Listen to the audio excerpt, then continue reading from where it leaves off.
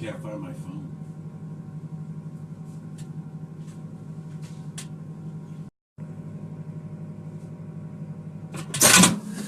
Found it. It's in the microwave.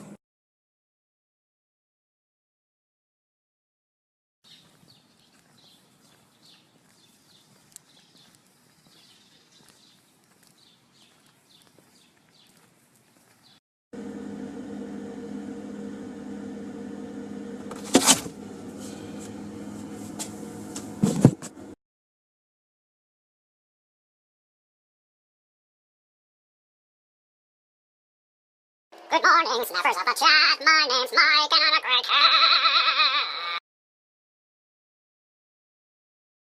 Hello, snappers of the chat. My name is Joe Wilson, and I'm the first person to live stream in my apartment. If you are looking for Chris Strub, he is here making heart attack smoothies. I got to know Chris through live streaming like lots of people, and he actually crashed on my couch in LA on his way to Summit Live. According to my sources, Steve Sassman and Mr. Funky Fairy also crashed here on my couch on their way to Summit Live, not at the same time. It's a very small couch. I'm a storyteller who has created 2 online series and a graphic novel series. I believe that this is the greatest time in the history of storytelling, and I'm very happy to be here. Thanks to Chris Strub for inviting me to do the snapping of the swapping of the... What is this? Snub, strap, what is it? Swap something? Strub, snap, swap. One of the series I created, Vampire Mob, has cast members from Twin Peaks, Boardwalk Empire, The Sopranos, and The Simpsons. I spent a lot of time, as Seth Godin calls it, waiting to be picked, and the entertainment industry picked me a few times, but not enough. Quick background. Photographer, background investigator, bartender, private investigator, actor, writer, director. Not this kind of private investigator. I worked as a private investigator in the intellectual property field for 11 years. That was my day job, and I quit 6 years ago. My job as a private investigator was to tell stories in the real world that people in the real world would believe that were not true, so I could get information. It was a very stressful job, but I was really, really good at it. And I quit 6 years ago because I could see that something different was happening on the internet. I know from personal experience that life is short, and it was starting to look like I would never get to tell any stories. After creating Vampire Mob, I created another series independently with the help of a worldwide audience called Play Shorts, and now I help companies and individuals tell their stories. After shooting 2 seasons of Vampire Mob in 2013, unfortunately, Marcia Wallace passed away. I didn't want to recast her part or rewrite her role out of the story, so I created a graphic novel series, having never done one ever. This is issue 1 that was drawn by J.M. Renge, and issue 2 right now is being drawn by Mike Barrero and Jim Webb. Today, I'm one of the co-hosts of the classic movie blabulation that starts at 11 a.m. Pacific, 1 p.m. Eastern, 7 p.m. UK. And I got to get my notes ready for the show, so that's a little bit about me, and nice to meet you all. Hi! True story. I sold a jar of celebrity air on eBay. Yes, only in Hollywood can you try and sell a bottle of celebrity air on eBay. How much would you pay for a jar of celebrity air? $1,000 with 9 days to go? So we thought we'd take a look now at some of the stuff we found on eBay. Here's a hard one. This is a jar of celebrity air. Okay. This is celebrity air. The movie premiere of Mr. and Mrs. Smith. This is air taken from near the cleavage of Angelina Jolie. Let's go to the United States. The Navy says no. Let's see. Not so. Jay Leno was wrong. The jar of celebrity air sold.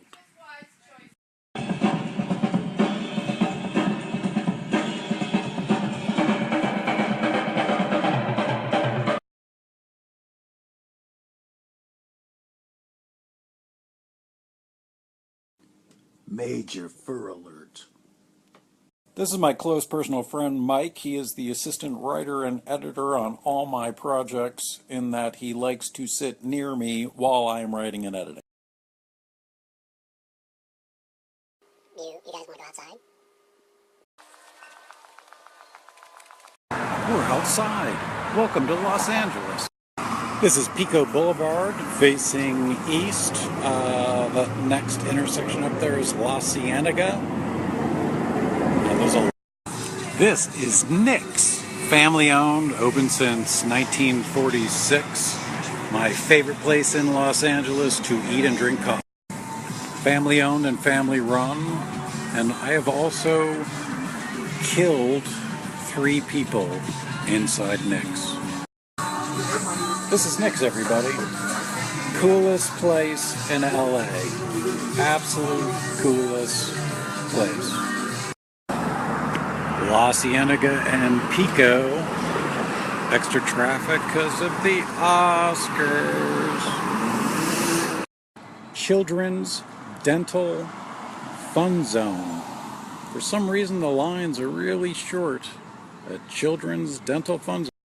I have been very lucky to get to work with some extremely talented actors. Want to meet some of them? Writing tip I picked up along the way is that when you create a character, sometimes it will help to cast that character with an actor you know. When I was a kid, I watched repeats of the Bob Newhart show and saw Marcia Wallace, who played Carol the secretary. You probably know her as Edna Krabappel on The Simpsons. A friend of mine created a show and did kind of like a live pilot presentation at the Improv on Melrose, and that's where I met Marcia Wallace. Vampire Mob is about a hitman who is a vampire, and he just found out that his mother-in-law is moving in with him and his wife for eternity. Using the writing tip of casting your characters when you write them, I thought Marcia Wallace would be the perfect mother-in-law from hell. After I finished writing the script, I decided to ask Marcia Wallace if she would play this role that I wrote for her, and she said yes, twice. Marcia signed her autobiography to me, to Joe, the only producer to ever cast me as a vampire mother-in-law. I'd also recommend her autobiography, Don't Look Back, We're Not Going That Way. Amazing life story. Kirsten Banks Ness, you may know from Criminal Minds. She plays Penelope Garcia, and she plays Marcia Wallace's daughter in Vampire Mob. Ray Allen is a Tony Award-winning actor who you may know as Tony Soprano's aunt on The Sopranos. I met Retta doing stand-up comedy. You may know her as Donna from Parks and Recreation. Treat Yourself. She plays Cookie. Vinny Guastafaro plays Father Eddie, a character that my father actually came up with as an idea, and he has been in 6 David Mamet movies and on Broadway. Chris Mulkey, you may know from Twin Peaks, Boardwalk Empire, Captain Phillips. He plays Marty Five, who runs a blood dispensary in Vampire Mob. Andy Lauer, you may know from a sitcom in the 90s called Caroline in the City. He's also a documentary filmmaker. John Colella was my neighbor in the crappy neighborhood where I lived in Hollywood, and we got to be pals, and I pitched this idea to him, which he initially didn't like. I know what he was thinking. He was like, oh, another vampire story? Really? Mafia? Vampires? Oh, and I'm like, no, that's not the story I'm talking about. I wrote a story about a bunch of flawed characters, some of whom are vampires. I was finally going to make the kind of story I wanted, one that mixed comedy with action and real drama. I had never directed anything this big, and there were definitely a few people who thought that, I don't think this is going to work, Joe. I made season 1 using my own money, and then season 2, I didn't have the money to make it, and I crowdfunded on Kickstarter. First time, failing! The best decision I ever made was to go totally indie, ignore the entertainment industry, and not believe the people who told me that there was no way I was going to pull this off. I didn't know how to use the cameras that we used on season 2 because I never had them before, and I never dealt with post-production or sound sync or any of that. I told people who were experts how I was going to shoot Vampire Mob season 2 using 3 cameras, having never used those cameras before. They told me it wouldn't work. They were wrong. You can watch Vampire Mob for free. It has a lot of swearing in it on vampiremob.com seasons 1 and 2. Season 1 and Season 2 are one story, but we got much better cameras in Season 2, and the graphic novel issue 1 picks up at the beginning of Season 3. One of the coolest parts of creating Vampire Mob has been meeting people from all over the world who have helped me tell a whole lot of stories. Don't always believe the experts. Sometimes the experts are wrong, and sometimes when you believe the tips that they give you and they're wrong, you miss out. Everybody, I'm also extremely happily married to KZ Kathy Zalug right here. She's very talented in a number of ways. I also worked with another Twin Peaks cast member, Kimmy Robertson, who was Lucy Moran, the secretary at the police station on Twin Peaks.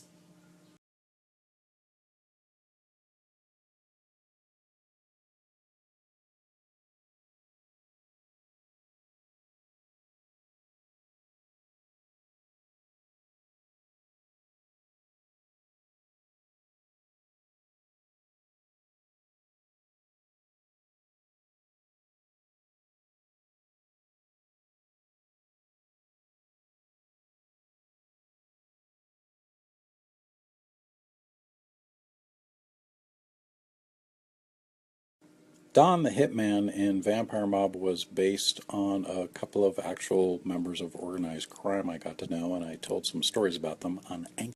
Hello, snappers of the chat. Coming up next on the Strub Snap Swap is Caleb Maddox. Do you know Caleb? Think of how you were or are when you were 14, and most likely you were nothing like Caleb. Just look at all the social media platforms like Neighborhoods, and all the people I meet and get to know. They're my internet neighbors. It's been great meeting you guys. Clank!